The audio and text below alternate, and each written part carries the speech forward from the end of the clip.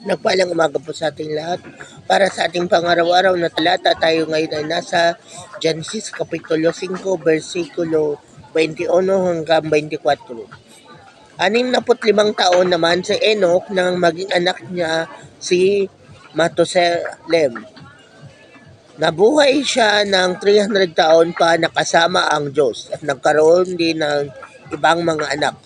Umabot siya ng 365 taon at sa buong panahong iyon ay kasama nga niya ang Diyos. Pagkatapos nawala siya sapagkat kinuha ng Diyos.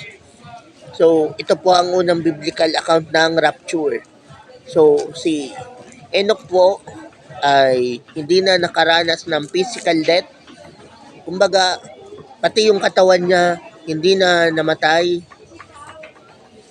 Kaya kinuha na siya ng Diyos at nasa tabi siya na ngayon ng Diyos.